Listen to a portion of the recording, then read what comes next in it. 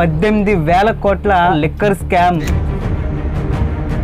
615 కోట్లంటే 0.62% digital payments అయినాయి. ఇది ఆంధ్రప్రదేశ్లోనే అతిపెద్ద స్కామ్. ప్రజల యొక్క ప్రాణాలని, ఆరోగ్యాన్ని డేంజర్లో పడేసినటువంటి స్కామ్ కూడా ఇదే. అందరికీ నమస్తే, వెల్కమ్ టు గ్రౌండ్ రిపోర్ట్. నేను నవీన్. 2020 నుంచి 23 మధ్య ఆంధ్రప్రదేశ్లో డి అడిక్షన్ సెంటర్లో జాయిన్ అయిన వారి సంఖ్య ఎంతో తెలుసా?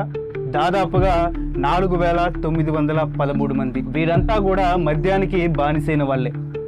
నేషనల్ కార్డ్స్ ప్రకారం మద్యానికి బానిసై వాళ్ళు 2018తో పోలిస్తే 2022లో 100% మంది పెరిగారు.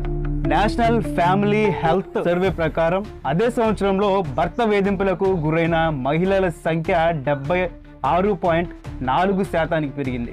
ఇదంతా కూడా గతంలో ఏర్లై పారిన కల్తీ మద్యం, విచ్చలవిడిగా దొరికినటువంటి డ్రగ్స్ కారణంగానే.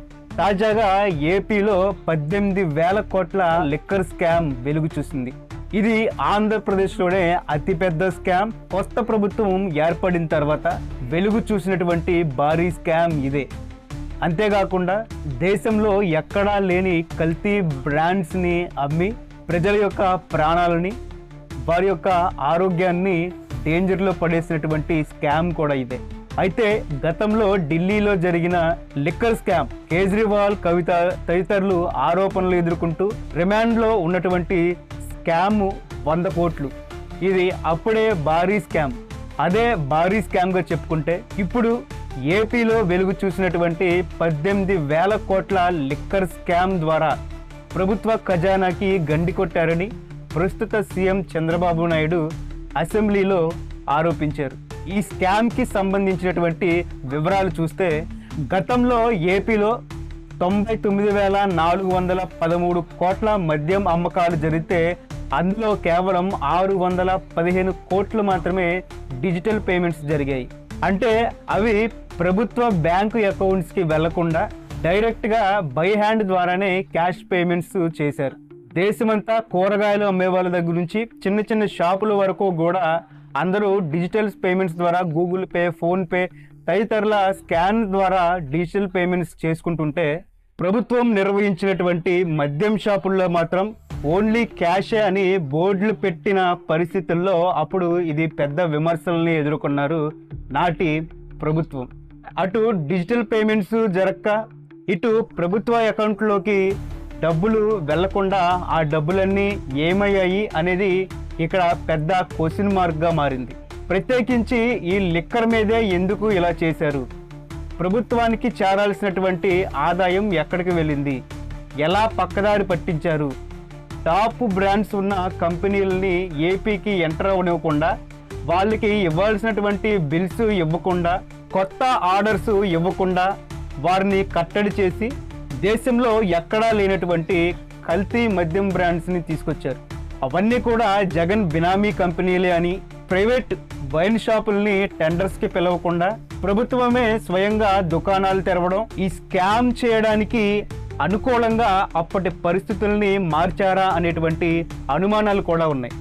అయితే గతంలో ప్రభుత్వం అమ్మింది కల్తీ మద్యమే అని అందరికీ తెలిసినప్పటికీ, అది తాగితే ప్రాణాలు పోతాయి అని తెలిసినప్పటికీ అలవాటు పడిన వారు గత్యంతరం లేక, ఇందులో ముఖ్యంగా డైలీ లేబర్స్ అంటే రోజువారీ కూలి పనులు చేసుకునేవారు, ఆ రోజులో పడినటువంటి శ్రమని, వారి శారీరక బాధల్ని, మానసిక ఒత్తిడి నుంచి తప్పించుకోవడానికి లేకపోతే మర్చిపోవడానికి ఈ మద్యాన్ని సేవిస్తూ ఉంటారు.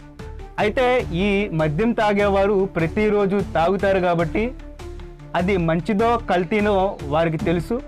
దాని యొక్క టేస్ట్ ఎలా ఉంటుందో వారికి తెలుసు.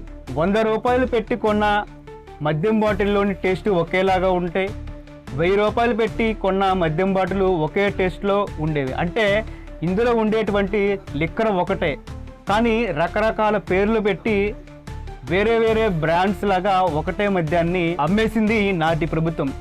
సో పార్టీ ఏదైనప్పటికీ కూడా ఆ పార్టీ ప్రభుత్వాన్ని ఏర్పాటు చేసినప్పుడు ప్రజల కోసం పనిచేయాలి. అలా పనిచేయనటువంటి దేన్నైనా సరే ఖచ్చితంగా నిలదీయాల్సినటువంటి అవసరం ఉంది. అయితే ఇలా తాగిన వారు ప్రాణాలని కోల్పోయారు, మరికొంతమంది ఆరోగ్య పరిస్థితి బాగోక ఆసుపత్రిలో పారయ్యారు.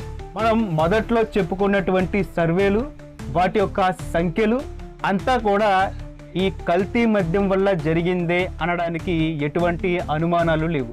అయితే ప్రభుత్వం మారింది. దేశంలో ఎక్కడా ఎప్పుడూ చూడనటువంటి విచిత్రమైన పేర్లతో మద్యం అమ్మకాలు జరిగాయి. ఈ బ్రాండ్స్ అన్నీ ఎక్కడవి, ఎవరివి? ఇంతకుముందు ఎప్పటి నుంచో ఉన్నటువంటి టాప్ బ్రాండ్స్ ఏపీకి ఎందుకని రాలేకపోయాయి? గత 5 ఏళ్లుగా వాటిని ఆపారా, లేకపోతే వారు కమిషన్లకి భయపడి వాళ్లే రాలేదా? ఇవన్నీ కూడా మందు ప్రియుల్లో ఎప్పటి నుంచో ఉన్నటువంటి ప్రశ్నలు. వీటిపై ఎప్పుడు చర్యలు తీసుకుంటారు అని ఎదురు చూస్తున్నటువంటి సమయంలో ప్రస్తుత సీఎం చంద్రబాబు నాయుడు అసెంబ్లీలో శ్వేతపత్రాన్ని విడుదల చేశారు. గత 5 ఏళ్లుగా ఈ మద్యం ద్వారా ఎంత అవినీతి జరిగింది, ఆ అవినీతి జరిగినటువంటి సొమ్మంతా ఎవరి జేబుల్లోకి వెళ్ళింది అనేది మొదటిగా సిఐడి ఎంక్వైరీ వేశారు చంద్రబాబు నాయుడు. అవసరమైతే దీని మీద ఈడీకి సిఫార్సు చేస్తామని కూడా చెప్పారు. అయితే దీని మీద పవన్ కూడా స్పందించారు. ఇది ఇలా ఉంటే ఒకసారి గనక ఈ మద్యం స్కామ్లో ఈడీ గనక ఎంటర్ అయితే ఇందులో ఇన్వాల్వ్ అయినటువంటి వారు ఎంతటి వారైనప్పటికీ కూడా వారందరూ కూడా అరెస్ట్ అయ్యేటువంటి అవకాశాలు ఉన్నాయి. జగన్మోహన్ రెడ్డిని కూడా ఎలాంటి మొహమాటం లేకుండా అరెస్టు చేయడం ఖాయమని చెప్పుకోవచ్చు.